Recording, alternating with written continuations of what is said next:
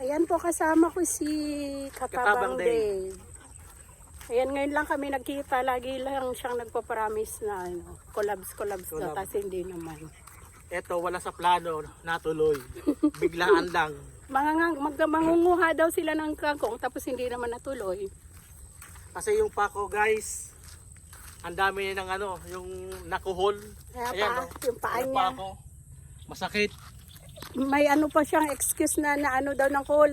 Dala na yan ng pagtanda. Dala ng pagtanda.